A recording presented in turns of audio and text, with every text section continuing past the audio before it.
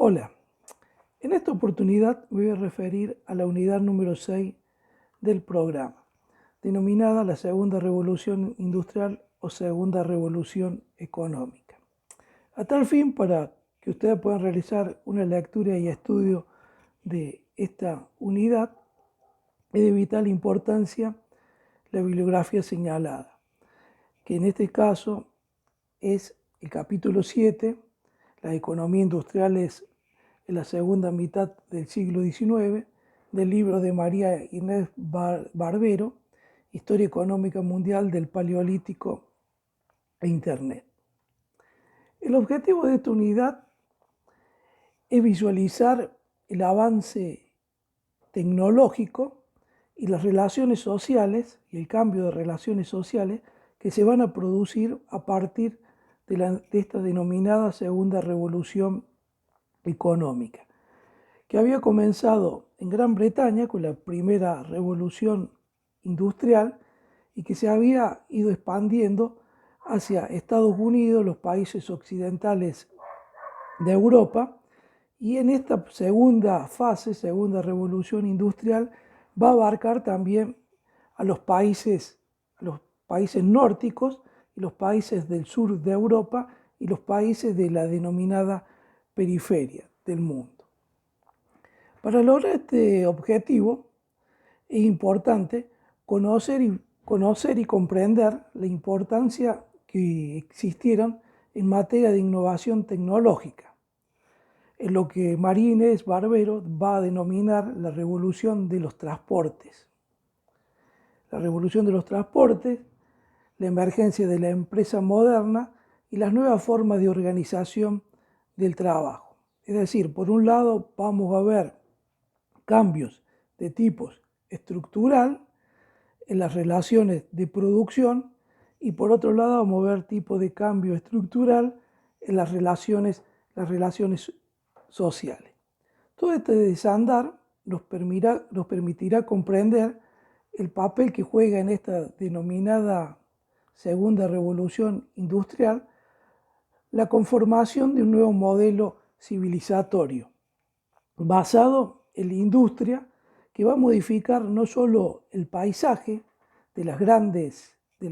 urbes y de los grandes países en estas nuevas apariciones que van a ser las ciudades, que se van a conformar alrededor de esa nueva gran institución que va a ser la fábrica. Los procesos de innovación tecnológica, tal como mencionaba, tiene una vital importancia el rol que va a jugar la revolución de los transportes.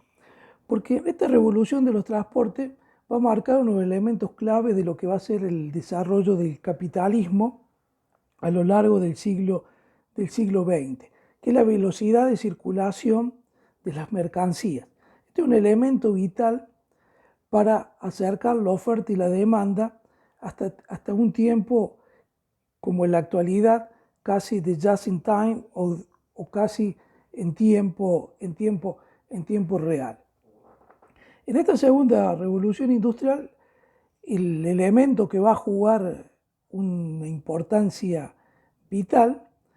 va a ser nuevamente la energía del vapor, pero aplicada a los transportes. Fundamentalmente a los ferrocarriles que van a modificar el paisaje de las grandes extensiones territoriales y van a acordar la distancia entre los centros urbanos. Este reemplazo por una energía como el vapor, que va a reemplazar la vieja energía animal, va a permitir que entre 1850 y 1870 se construyan aproximadamente 75.000 kilómetros de ferrocarriles en Europa, que en 1880 van a conectar prácticamente todas las ciudades que están comenzando a desarrollarse a partir de la segunda revolución industrial. Otro importante elemento en el transporte va a ser la navegación a vapor. La navegación a vapor va a permitir no solo el tráfico interpaíses en Europa, sino que va a aumentar la velocidad y el tráfico con el resto de los continentes, particularmente con América del Norte y América del Sur. Esto es vital. Y para esto fue necesario, digamos, la revolución del hierro al acero, la evolución y el desplazamiento de la vela por la hélice de 3 pares, después a 4 pares y posteriormente por la turbina a vapor, y la construcción de barcos de acero de mayor calado y mayor porte que permitían el transporte de una mayor cantidad de mercancías y de productos a una mayor velocidad. Esto implica un concepto de revolución tecnológica. En este punto es importante lo que aporta Douglas North. Para Douglas North, él considera la segunda revolución industrial en realidad como una segunda revolución económica, siguiendo el criterio de la primera revolución económica que hemos visto en otros capítulos. Y esto es vital, lo que plantea Douglas North, porque él hace énfasis en la importancia que tiene este maritaje, esta unión, esta convivencia entre la ciencia y la tecnología. Es decir, donde se combina el saber empírico ya con la ciencia. Y para esto había sido importantísimo desmontar las viejas ideas que había tenido la escolástica clásica, basado en una idea de explicación mediante las religiones de los procesos y los fenómenos explicativos del funcionamiento de los fenómenos naturales y de las relaciones sociales a lo largo de todo el andamiaje que había constituido el antiguo régimen fundamentalmente. Entonces este maridaje entre ciencia y tecnología es lo que permitió incrementar lo que Douglas North denomina el stock de conocimiento, es decir, se produce una gran concentración de stock de conocimiento que dada la elasticidad de la curva de este stock de conocimiento, permite un desarrollo nunca visto en la historia de la humanidad. O sea, no podemos negar que el desarrollo tecnológico de los últimos 3 siglos se debe y es consecuencia de este maridaje entre la ciencia y la tecnología. Estas nuevas innovaciones tecnológicas van a estar asociadas al carbón, el paso del hierro al acero. Hay una continuidad tecnológica del vapor como fuerza motriz, pero luego con la aparición o el descubrimiento del petróleo no solo como fuente de energía y la invención del motor de combustión interna, va a modificar todo el desarrollo industrial y va a marcar el desarrollo industrial del siglo XX basado en gran parte en la industria automotriz y en este nuevo factor energético que fue y es el petróleo. A esto le vamos a sumar la electricidad y la industria química como parte de este avance de la ciencia a lo largo del siglo XIX y el siglo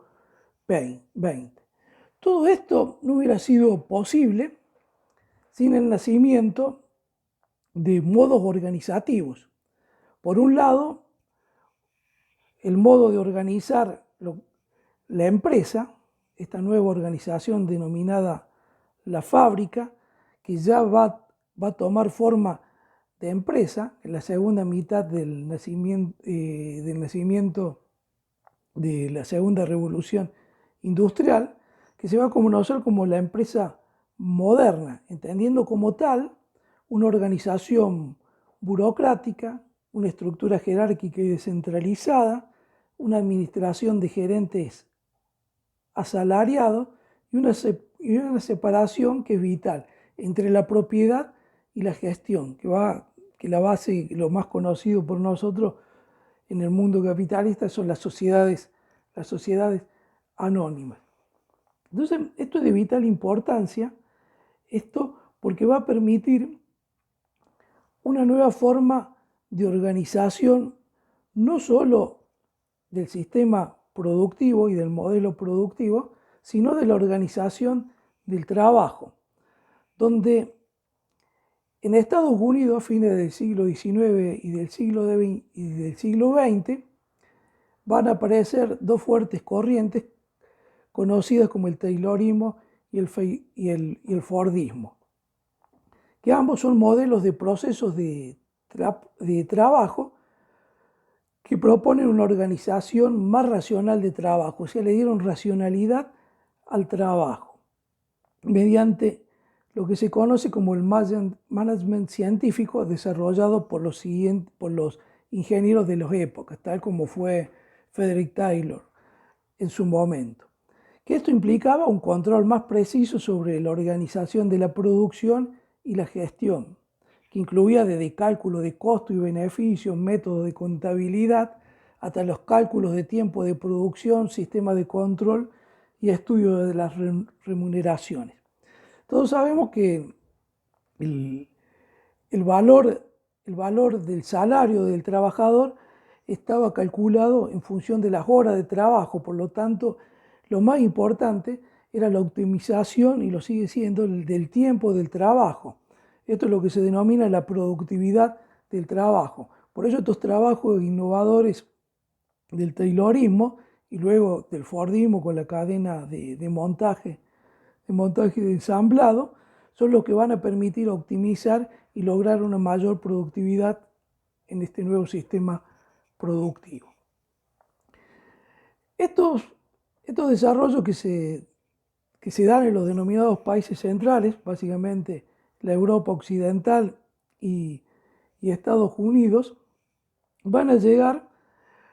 hacia los países denominados de industrialización tardía a fines del siglo XIX y principios del siglo XX mediante procesos de inversiones, en donde van a ser los estados, van a tener un fuerte rol activo en estos procesos de industrialización. La ventaja que tienen los países de industrialización es que tuvieron la oportunidad de recibir capitales y tecnologías ya desarrolladas del exterior vía inversiones de estos países industrializados. En el caso de Argentina es por demás conocido el caso de las inversiones británicas a fines del siglo XIX y principios del siglo XX en ferrocarriles y en los frigoríficos.